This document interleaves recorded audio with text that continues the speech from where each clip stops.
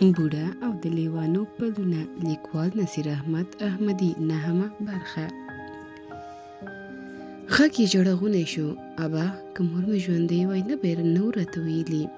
زړه مې درد وکړ. د انور سر مې په ټټر پورې ټینګ ونیو. ورو مې وویل ښه ده زویه ښه ده چې ستا څه خوښه وي هماغسې به وشي.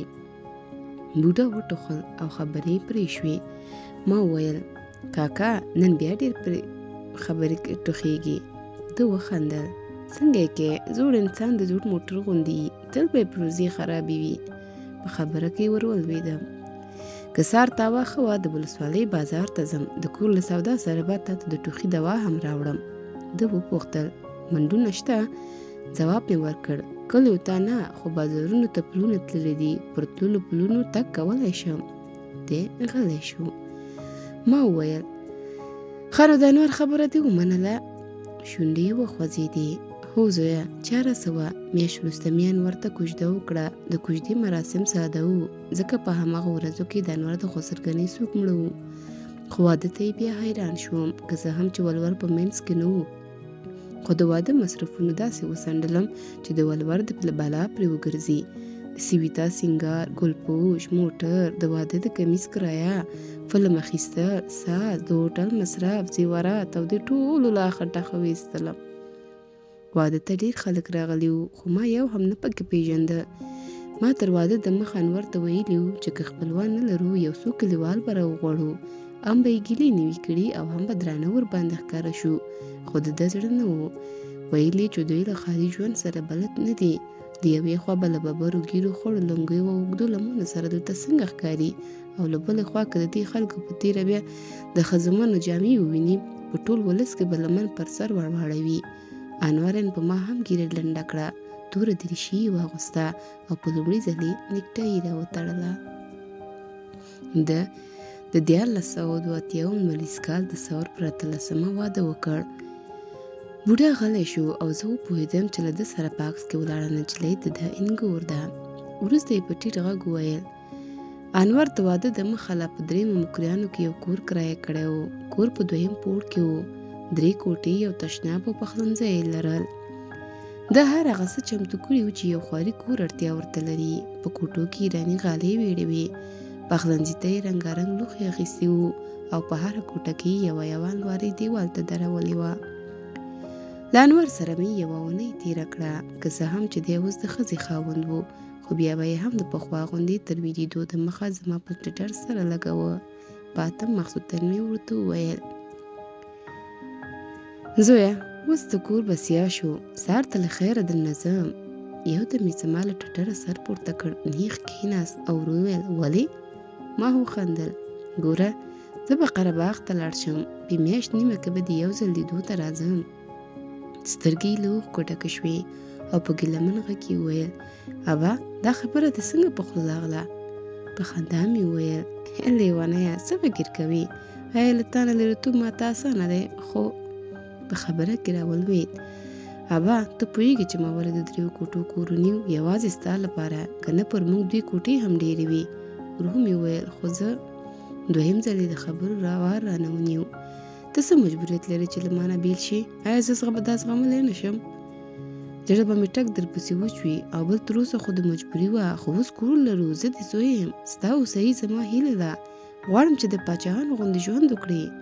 وروسته یو دم غلی شو داسې لکه فکر چې وهي. بیا یې ورو وویل سمه ده خو یوه خبره به راسره منې. حیران شوم. کومه خبره؟ که ځې نو سویتا به هم درسره بیایي. په خندا مې وویل ټوکې کوې؟ غږ یې جړغونی شو. رښتیا وایم یا به ته دلته پاتې کېږې او یا به سویتا هم درسره ځي.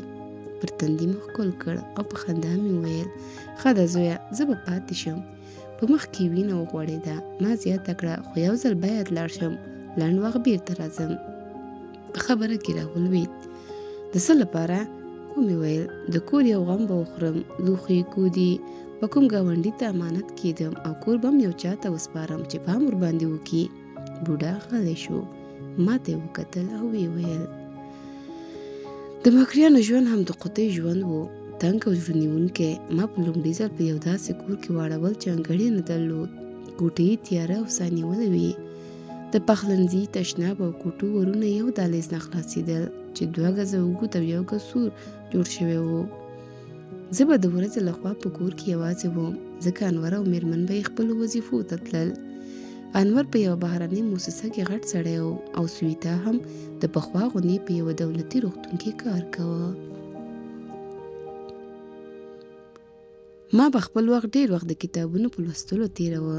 انور بېلابېل کتابونه لرل چې په یوه کوچنۍ المارۍ کې ورته ډکه وه. کتاب زما د یوازیتوب ملګری و، خو کله چې به برق راغی نو تلویزیون به مې هم لګاوه. وروسته بیا د ځان په منګ له یو څو سپین ږیرو سره بلد شوم. دوی ته هم په بلاک کې اوسېدل او زما غوندې بېکار وو. موږ به په ورځ کې 1-2 ساعته خبرې سره کولې. نور مې نو د کلي له ژوند سره ورو ورو فاصله نیوله.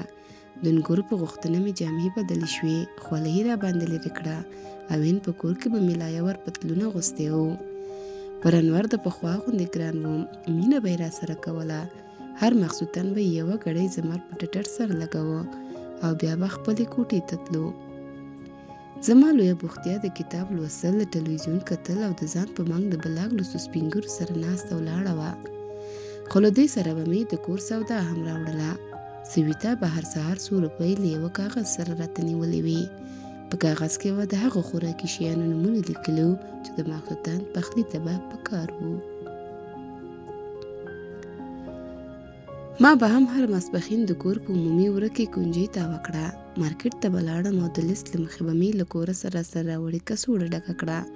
په خپل ژوند خوښ وم. انور مې لید، له هغه سره مې خندل، خبرې مو کولې او کله کله به د مازدیګر لخوا په ګډه د میوې اخیستلو ته وتلو. خو سویتا به دومره نه راسره غږېده. دا چې به له کاره راغله یا به پخلنځي کې وه یا به هم د کور په نورو کارونو ځان بوخته. خو یو کار یې نه هېرېده، دا به هر ماخوستن زما کوټې ته راتله او د راوړې سودا حساب به یې رانه غوښت، ځکه د کور حساب کتاب له دې سره و. په لومړۍ میاشت یې د انور تنخوا زما له ګوتو وایسته او په خندا یې وویل چې د پیسو د ساتلو لپاره تر هر ځای بانک ښه دی. ما ته دا خبره ځکه سمه ښکاره شوه چې انور هم څه ونه ویل. خو یو ماخوستن د سویتا خبره ښه راباندې ونه لګېده. په حساب کې 20 افغانۍ کمې وې او کله چې مې ورته وویل دا پیسې مې یو ړوند سوالګر ته ورکړې، تندی یې تریو شو او په خوش کې را یاده کړه چې سوالګر دې خدای مړ کړي، بیا داسې بې ځایه زړه سوی ونه کړي. دا د دې لومړی کار وړ و، خو وروسته یې بیا خشکې ډېرې شوې. سویتا به په ماضي خبره کاوړ کاوه. یوه ورځ به یې د اوربو زړېدلی و چې سودا دې ګرانه راوړې ده، بله ورځ به یې تندی ځکه کوت و چې د کور کثافات پر وخت د باندې نه باسي، یا به د بلاک له سپین ږیرو سره زما کلیوالې خبرې د ځان سپکاوی ګڼه، یا به یې په کومه بله باڼه هم په غوږو وهلم. د هغې ډونګېدا ورځ په ورځ ډېرېده، خو ما دومره سر نه پسې ګرځوه. دا مې وړې خبرې ګڼلې. نه مې انور ته ویل او نه هم په دې خوښ وم چې خپل زوی خواشینی کړم، ځکه پر هغه سویتا ګرانه وه، له هغې سره یې مینه درلوده او ما نه غوښتل چې زما په خاطر د دوی ترمنځ کوم خفګان پیدا شي. یو څه وخت وروسته مې خپلې جامې هم په خپله مینځلې، ځکه سویتا را یاده کړه چې جامې پاکې نه ساتي او زما له وسه نه کېږي چې د دفتر له ستړیا سره ستا خیرې هم پاکې کړم. د جامو مینځل راته ښه و، دومره سختي یې نه غوښته، وخت را باندې تېرېده او بوخت به یې ساتلم. ما هڅه کوله چې له سویتا سره کومه خبره وانه وړوم، ځکه هغه نجلۍ وه، د ژوند تجربه یې نه لرله، نازکه روغتیا شوې وه او په وجود کې د ځوانۍ غرور پروت و. خو یوه ورځ مې آخر حوصله ختمه شوه.